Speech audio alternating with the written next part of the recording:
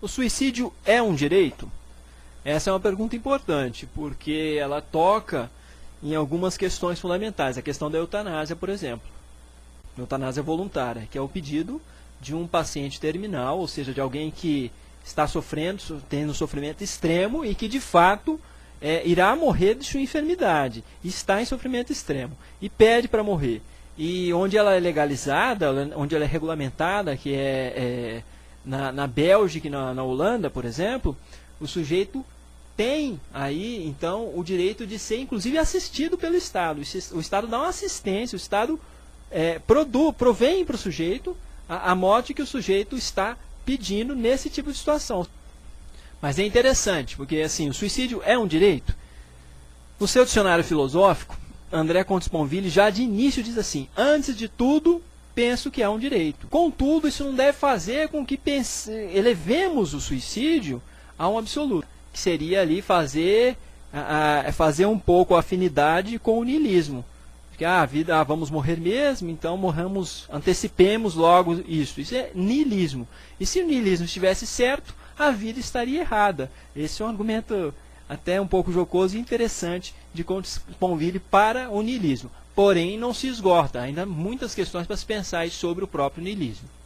Então, mesmo sendo um direito, não devemos elevar o suicídio a um absoluto, tratá-lo como uma espécie de valor absoluto ou algo a ser desejável em toda e qualquer situação. Para Comte-Sponville, o suicídio não é nenhuma sagração e nenhum sacramento, nenhuma moral e nenhuma metafísica. Ou seja, não deve se elevar à condição do dever ser, do dever fazer. Não deve se elevar necessariamente a essa condição de uma forma absoluta. Também é interessante visitarmos o pensamento liberal. O pai fundador do liberalismo é considerado o pai fundador John Locke.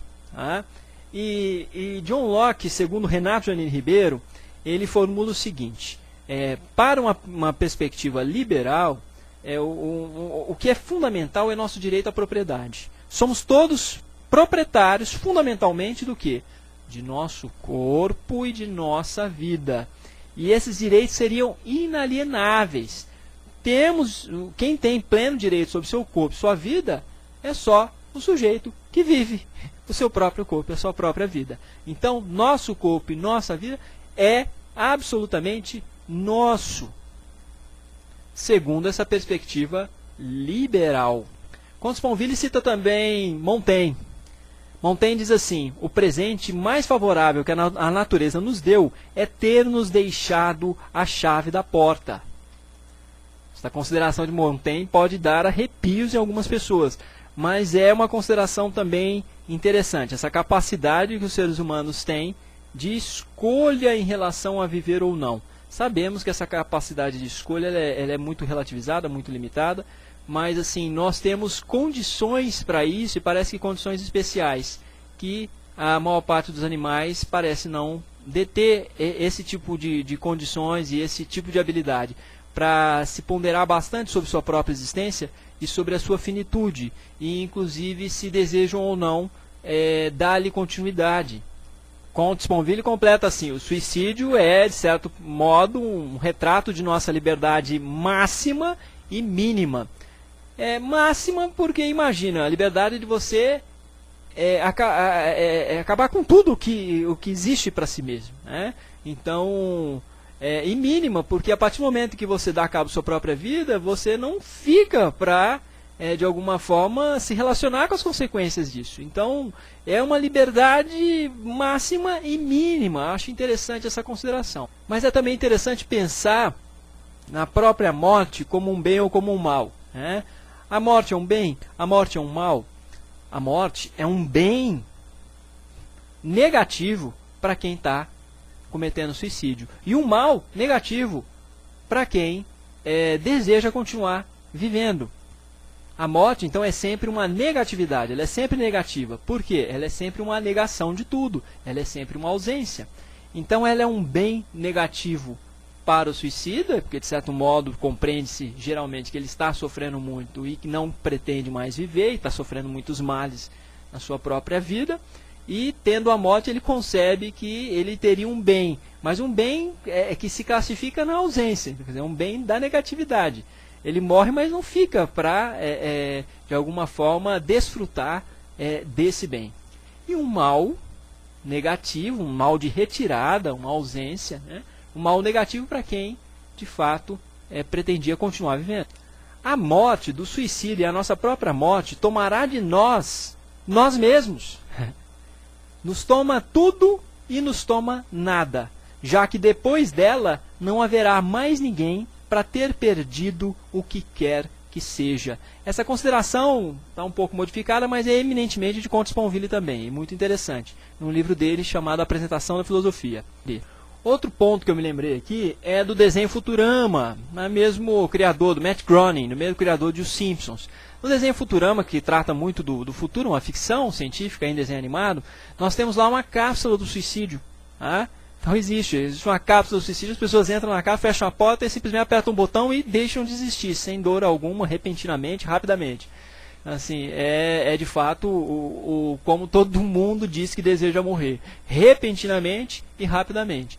E assim, é cômico, né, uma comédia, mas de fato faz a gente pensar sobre isso. Uma cápsula, de fato, num comprimido, numa pílula da morte. Imagine se existisse uma pílula que simplesmente fizesse a gente apagar, como se fosse o apagar de uma luz, sem dor alguma, comprovadamente sem dor alguma e repentinamente. Obviamente o número de suicídios ia se elevar enormemente, não temos dúvida disso.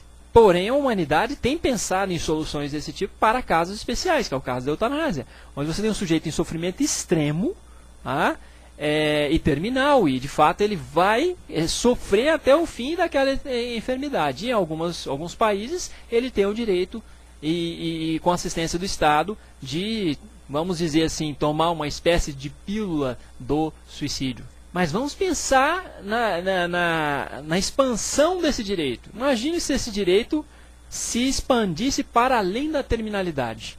Imagine, por exemplo, pessoas maiores de 70 anos de idade tendo esse direito. Tem pessoas que ficam horrorizadas só de pensar nisso e não se permitem nenhum pensamento. Mas é necessário pensar e tentar entender implicações do que estamos pensando e do que vem trazendo o próprio pensamento. Em relação a esse direito para maiores de 70 anos, me vem a lembrança do filme Balada de Narayama, filme muito interessante. Esse filme trata de um povo que residia no alto da montanha, no Japão, século XIX, e era o costume nessa população de a pessoa envelhecer, perder os dentes e ter direito de subir a Narayama. E Narayama era considerada uma grande divindade. E as pessoas passavam boa parte da vida sonhando em ir a Narayama. Né? Então, assim, a boa parte do sentido da vida era ir a Narayama e morrer, e se reencontrar com a divindade, se reencontrar com a Narayama. Então havia um suicídio institucionalizado e que se referia à população idosa, quando se perdia os dentes, aí, que era um sinal. E muitos sonhavam com isso, sonhavam a velhice toda, e era um momento glorioso, era um sacramento, coisa que Comte Sponville rejeita e acha muito perigoso em qualquer nível, sacramento em qualquer nível. Porém, vale a pena assistir esse filme porque ele é muito bonito. É um filme que ganhou Palma de Ouro de Cannes de 1983. Mas imagine se esse direito fosse estendido, por exemplo, para a população idosa. Criaria-se, a primeira coisa que eu pensei, uma tensão muito grande. Né? Já logo pensei em meus pais e eles tendo esse direito e tendo essa pílula em casa, e a gente logo na tensão de que a qualquer minuto poderia ocorrer, eles poderiam partir. Por outro lado, essa tensão também existe em relação a todo e qualquer idoso, que eles podem, mais frequentemente do que os jovens, partir a qualquer momento. E partir sem, de fato, dar também nenhum sinal.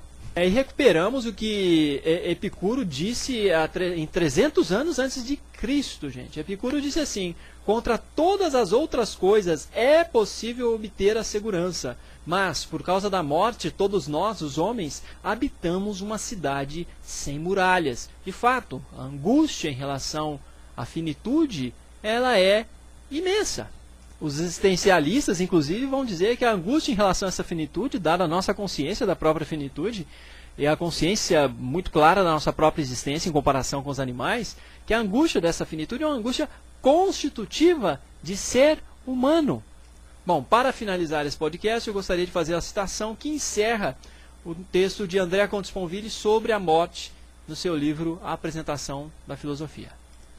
Vamos lá.